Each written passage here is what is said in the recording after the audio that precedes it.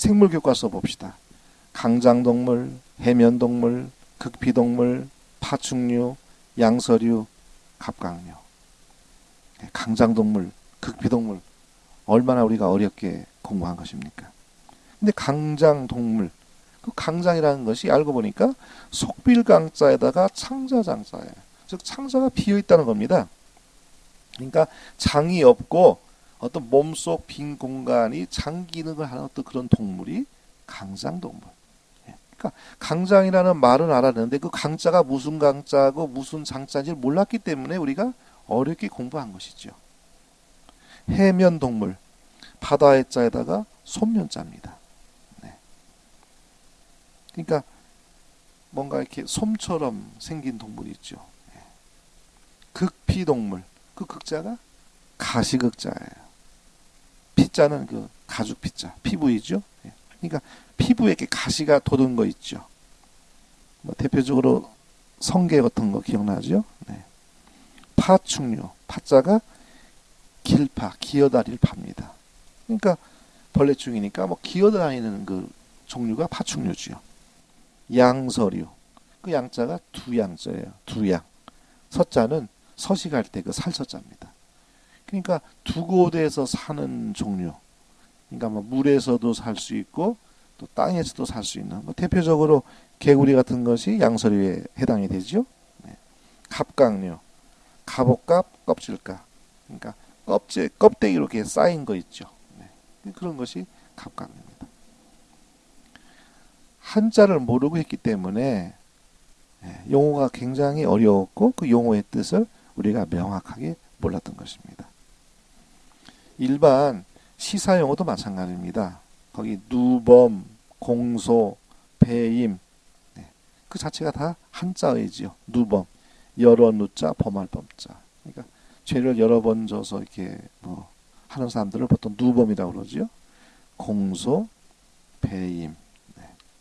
자, 이와 같이 인문과학의 분야는 물론 법학, 정치, 경제, 철학, 역사, 문해, 한의학 거의 100%가 한자입니다. 한자를 모르고는 제대로 정확한 지식을 섭취할 수 없는 것입니다. 한자를 알고 또 교과서에 한자가 표기되어 있다면 그 용어를 일일이 외울 필요가 없지요. 뜻을 추리해서 알 수 있습니다. 그렇게 된다면 학습 부담은 줄어들 것입니다. 공부라는 것이 어떤 용어를 외우고 그 용어의 뜻을 외우는 것이 공부의 시작 아니겠습니까? 근데 한자를 알게 되면 일일이 외울 필요가 없어요. 용어의 뜻을 모른 채 외우는 것은 괴로운 일입니다. 하지만 한자를 안다면 그 한자의 의미를 추구하는 탐구 과정이 되어서 뇌를 자극하는 추리 과정을 통해 사고력이 향상되어 지능이 발달하는 것입니다. 그래서 보통 한자하고 논술이 동전의 앞뒤면처럼 논리적인 사고력을 키울 수 있는 것은 한자입니다. 한글하고 영어 같은 경우는 거기에 뜻이 없어요. 하지만 한자는 뜻이 있습니다. 함수, 무슨 함자지, 무슨 숫자지. 상자 함자입니다. 방금도 얘기했죠? 가시광선, 무슨 가짜지, 무슨 시자지. 적외선, 무슨 적자지, 무슨 외자지, 무슨 서자지.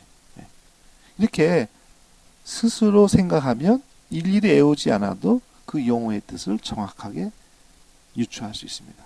이렇기 때문에 사고력과 논리적인 어떤 그런 능력이 발전해서 두뇌가 좋아지는 것이죠. 그래서 우등생이 되기 위해서는, 올바른 지신이 되기 위해서는 한자는 절대적으로 알아야 됩니다. 해도 되고 안 해도 되고 하는 것이 아니라 반드시 해야 됩니다. 한자는 모든 지식의 근본입니다. 모든 과목의 도구 과목입니다. 훌륭한 도구를 사용할 때 효과적으로 어떤 일을 성취할 수 있죠.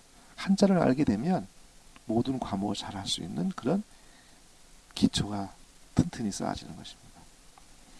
그래서 한자 공부가 왜 필요한지 주로 이제 어떤 그런 학습 용어의 예를 들으면서 한자 교육의 필요성에 대해서 여러분께 말씀을 드렸습니다.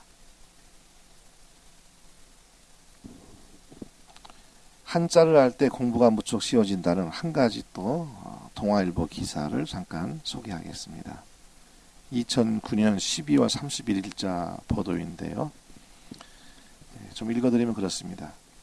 우리말 어휘의 70%를 차지하는 한자는 학생들에게 교과 내용의 이해를 돕는 촉매제 역할을 한다. 평행사변형, 이법처럼 한자로 된 개념과 용어를 배울 때 한자의 뜻을 알면 학생들은 그 의미와 원리를 더 쉽고 빠르게 이해한다. 초등학교 4학년 때부터는 선상지, 관혼상제처럼 한자를 모르면 의미를 파악하기 힘든 학습 용어가 대거 등장해 한자 실력이 성적을 좌우하기도 한다. 한자를 아는 학생은 용어와 개념을 이해하지만 그렇지 않은 학생은 달달 외울 수밖에 없기 때문이다. 여러분, 선상지 배우셨죠? 선상지가 무엇입니까? 한자를 아는 학생은 선, 무슨 선자지? 무슨 상자지? 무슨 지자지? 이렇게 추리합니다. 네. 만약에 한글 옆에다가 한자를 함께 써놨다고 한다면 이것이 부채선자에다가 모양상자에다가 땅지자구나 이렇게 이해합니다. 그럼 외울 것도 없죠. 부채 모양이 땅이구나. 관운상제도 마찬가지입니다. 네. 근데 이 한자를 모르게 되면은 그냥 용어를 외워야 되죠. 우리 어떻게 외웠습니까? 거기 설명되어 있는 것처럼 강에 의해 운반된 자갈이나 모래가 퇴적돼 만들어진 부채 모양의 지형 이렇게 외웠죠. 근데 뭐 그렇게 외울 게 없습니다. 그냥 부채 모양의 땅 모양 그 지형 부채 모양의 땅이 선상지구나 이렇게 이해하면 됩니다. 거기 국가공인 2급에 합격한 그 경기 용현초등학교 3학년 김지혁 군 평균 성적이 97점 이상을 유지 아주 우등생입니다. 근데 이 초등학교 3학년밖에 되지 않았는데 이 김군은 개념이나 용어의 뜻을 암기하지 않는다고 그랬어요. 예를 들어 과학책에서 용해 이런 단어가 나옵니다. 그러면 그 김군은 무슨 용자지? 무슨 해자지? 이렇게 추리합니다. 그러면 흐를 용자, 풀해자라는 말이 떠올라요. 그럼 이렇게 조합해서 이것은 용해라는 것은 녹는다는 뜻이구나. 이렇게 의미를 이끌어낸다는 것입니다. 이와 같이 공부를 하다가 책을 읽다 새로운 어휘나 개념을 발견하면 한자의 뜻을 떠올린 다음 그 단어의 의미를 추리해서 전체 맥락을 이해합니다. 이렇게 개념과 용어 자체에서 의미를 파악하는 훈련을 하면 굳이 뜻과 의미를 암기하지 않아도 헷갈리거나 잃어버리지 않는다는 게 김군의 설명입니다. 그러니까 벌써 공부하는 방법이 다르지요. 대부분의 학생들은 한자를 모르기 때문에 뜻도 모르는 채 암기합니다. 그럼 뜻을 모른 채 암기하게 되면 외우기도 어려울 뿐만 아니라 쉽게 잊어버려요. 근데 뜻을 알게 되면 외울 필요가 없어요. 그냥 선상지, 부채선 모양상 땅지, 부채 모양 땅 이렇게 그냥 추리력으로 해가지고 이해합니다. 다른 것이죠. 거기 법대 새내기를 위한 한자 공부 방법 네이버 지식인에 실린 내용인데요. 한번 또 좀 보시겠습니다.